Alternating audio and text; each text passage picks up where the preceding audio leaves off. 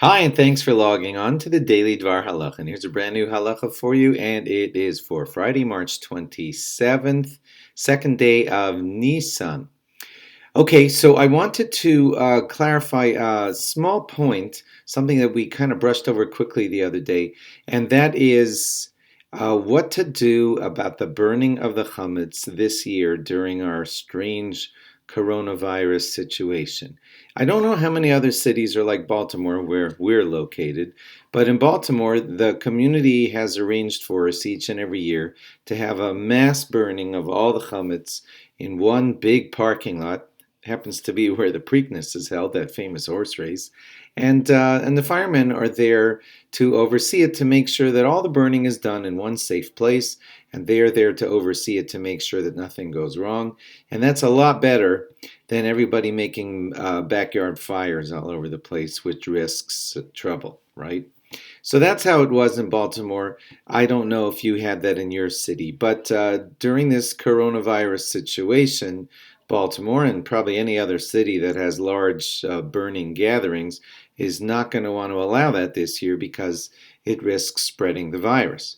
So we have to think of different ways this year, and the rabbis have already worked on this and have suggested different ways for us to burn our chametz this year.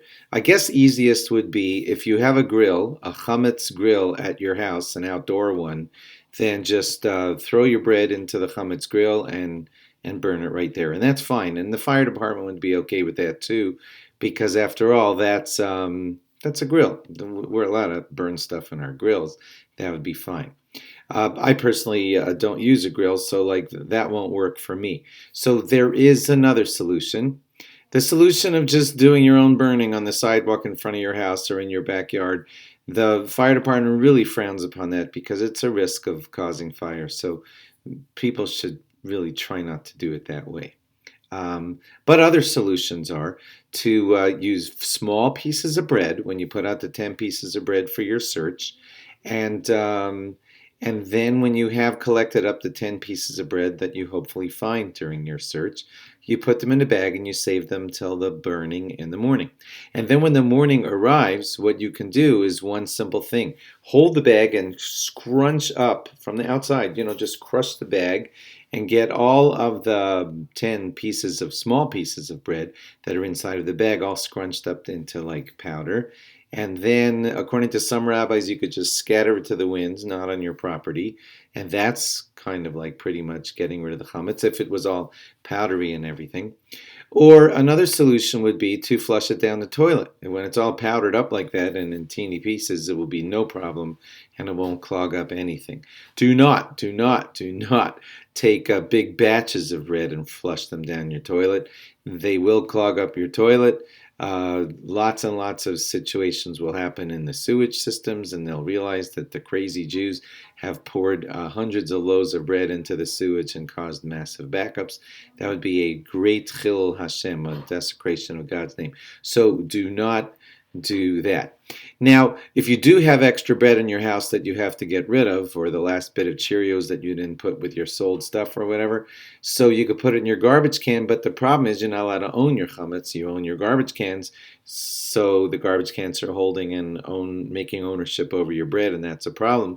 So you could declare in front of any person, even a relative, even on the phone, you say, my garbage cans, I know this sounds weird, my garbage cans are now declared Hefker. I don't own my garbage can. Your friend, you just announced it to him. He now knows it. He's probably not going to steal your garbage can from you. Trust me. And you say everything, all the chametz that's inside is ownerless. It's Hefker. I relinquish my ownership from it. And then those garbage cans, they're not yours. You nullified your ownership. You nullified the bread that's inside. You said you don't own it anymore, and then everything's kind of just fine. And then who cares if you don't own the garbage can? No one's stealing it from you. You can reacquire it after Pesach. Just pick it up and say, okay, it's my garbage can again. And then I know that all sounds strange, but that's what's recommended this year because due to the coronavirus, everything is done in a really different way than usual.